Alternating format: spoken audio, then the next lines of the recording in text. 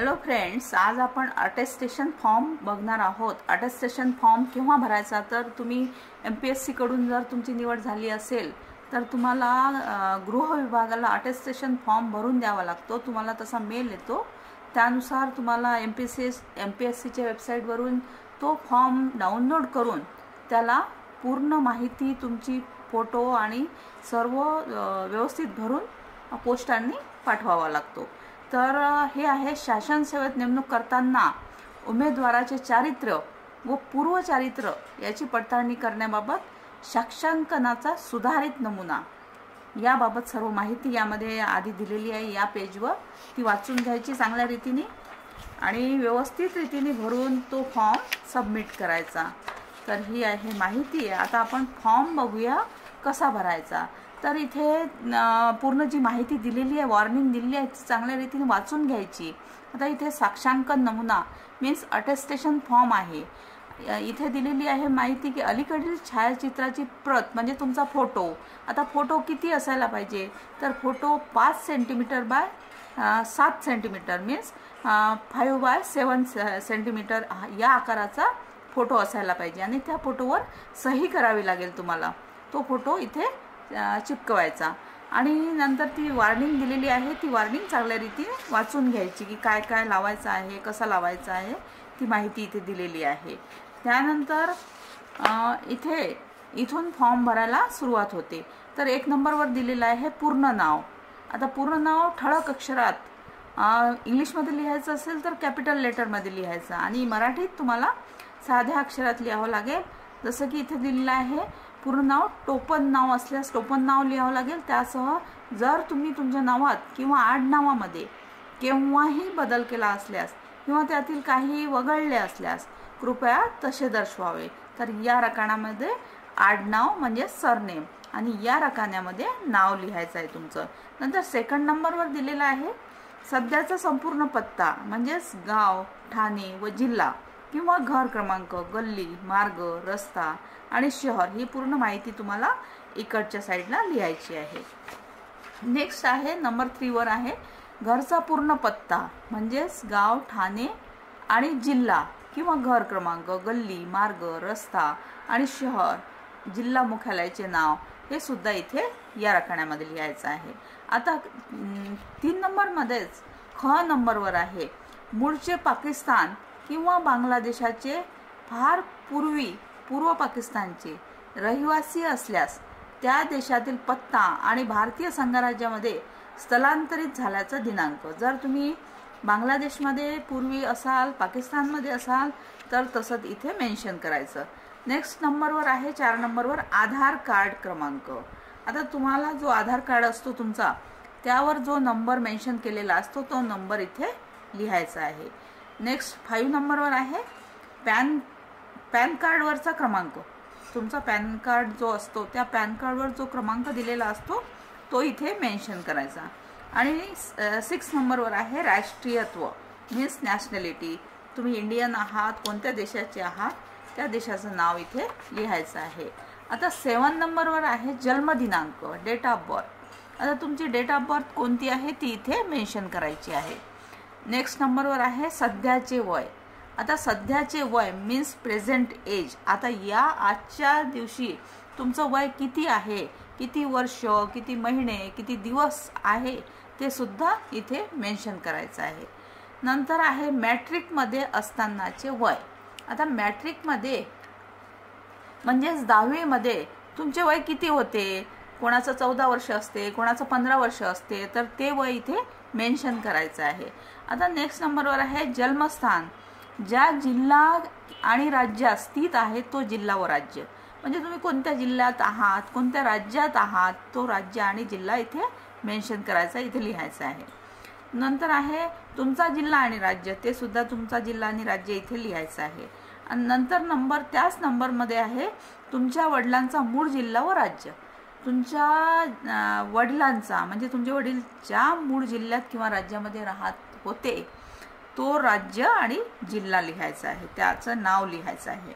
आता next number आहे 9 number तुमचा धर्म। तुमचा धर्म कोणता आहे तो लिहायचा आहे, रिलिजन। आणि त्यामध्ये आहे तुम्ही अनुसूचित जाती, अनुसूचित जमाती, इतर मागासवर्गीय उमेदवार आहात काय? असाल तर होय लिहा, नसाल तर नाही लिहा. नंतर नेक्स्ट नंबर आहे 10 नंबर. आता 10 नंबरमध्ये पहा काय लिहिलेलं आहे. मागील 5 वर्षात एका वेळी 1 वर्षाहून अधिक काळापर्यंत ज्या ठिकाणी तुम्ही राहिला असाल त्या ठिकाणाचा तपशील, म्हणजेच निवासाचा कालावधीसह परदेशात राहिले असल्यास, कोणत्याही देशात राहिले असल्यास वयाच्या 21 वर्ष पूर्ण झाल्यानंतर ज्या ठिकाणी 1 वर्षाहून अधिक काळापर्यंत राहिला असेल तर त्या ठिकाणाचा तपशील द्यावा. तर इथे पूर्ण माहिती द्यावी लागेल तुम्हाला. फ्रॉम टू म्हणजेच पासून पर्यंत किती वेळ तुम्ही राहिला असाल. आता संपूर्ण निवासी पत्ता म्हणजेच गाव, ठाणे, जिल्हा, घर क्रमांक, रस्ता, मार्ग आणि शहर, ज्या शहरात तुम्ही राहिला असाल ते शहर, तसेच जिल्हा मुख्यालयाचे नाव, मागील रकान्यात नमूद केलेले ठिकाण. नेक्स्ट नंबर आहे 11 नंबर. आता 11 नंबरवर आहे वडील आणि आई यांचं पूर्ण नाव वगैरे द्यायचं आहे. जसे इथे नाव, पूर्ण नाव, टोपण नाव असल्यास, नंतर राष्ट्रीयत्व, जन्माने किंवा अधिवासाने म्हणजे नॅशनॅलिटी, नंतर इकडे आहे जन्मस्थान, प्लेस ऑफ बर्थ, व्यवसाय काय करत आहेत, नोकरी करीत असल्यास त्यांचे पदनाम, कार्यालयाचा पत्ता, आता सध्याचा पत्र व्यवहाराचा पत्ता बदललेला असल्यास तो तसं मेन्शन करायचा, आणि कायमचा निवासाचा पत्ता. हे सर्व वडील आणि आई, इथे वडील दिलेलं आहे ते वडिलांचं सर्व मेन्शन करायचं इथे. आणि नेक्स्ट ठिकाणामध्ये आहे आईचं सुद्धा इथे सर्व पत्ता वगैरे टाकायचा आहे, आणि आई काय करते ते सुद्धा इथे मेन्शन करायचं आहे. नंतर पती किंवा पत्नी, जर तुमची पत्नी असेल तर पत्नीचं ती काय करते, तिचा ॲड्रेस काय सर्व लिहायचं आहे, आणि पती असेल तर पतीचं लिहायचं आहे. नंतर 12 नंबरवर आहे मुलगा मुलगी, बाहेर देशात शिक्षणाकरिता अथवा राहण्यास गेले असल्यास त्याबद्दलची माहिती तशी असेल तर ती इथे मेन्शन करायची आहे. नाव, राष्ट्रीयत्व, जन्माने किंवा अधिवासाने, जन्मस्थान, आणि अध्ययनासाठी निवासासाठी ज्या देशात गेला आहे तेथील पूर्ण पत्ता, मागील स्तंभात उल्लेख केलेल्या परदेशात केव्हापासून शिक्षण घेत आहात, राहत आहात तो दिनांक, हे सर्व इथे मेन्शन करायचं आहे. नंतर आहे 13 नंबरवर शैक्षणिक अर्हता, वयाच्या 15व्या वर्षापासून शालेय आणि महाविद्यालयीन शिक्षणाचे वर्ष व ठिकाण यासह शैक्षणिक अर्हता दर्शवायची आहे. म्हणजे तुमची पूर्ण जे क्वालिफिकेशन कुठे घेतलेलं आहे, कोणत्या कॉलेजमध्ये घेतलेलं आहे, शाळा महाविद्यालयाचे नाव, पूर्ण पत्त्यासह, आणि प्रवेशाचा दिनांक म्हणजे 10वी नंतर जे काही तुमचं एज्युकेशन आहे ते सर्व इथे मेन्शन करायचं आहे. कॉलेजचं नाव, स्कूलचं नाव, प्रवेशाचा दिनांक, शाळा सोडल्याचा दिनांक, परीक्षा उत्तीर्ण झाल्याचे वर्ष, हे सर्व इथे मेन्शन करायचं आहे. नंतर 14 नंबरवर आहे तुम्ही केंद्र किंवा राज्य शासन किंवा निमशासकीय किंवा शासनवत नियम किंवा स्वायत्त संस्था, सार्वजनिक क्षेत्र उपक्रम किंवा खाजगी संस्था किंवा संस्था या अंतर्गत पद धारण केले आहे काय, किंवा कोणत्याही वेळी नियुक्ती करण्यात आली आहे काय, तसे असल्यास नियुक्तीच्या दिनांकासह संपूर्ण माहिती इथे द्यावी. जसे कालावधी मीन्स पासून पर्यंत, तसेच धारण केलेले पद, नियुक्तीचे पूर्ण नाव व नियुक्त्याचे पूर्ण नाव व पत्ता, आणि नियुक्त्याचे पूर्ण नाव व पत्ता, इथं पूर्ण माहिती इथे भरायची आहे. आता 14ब मध्ये आहे जर यापूर्वीची नोकरी भारत सरकार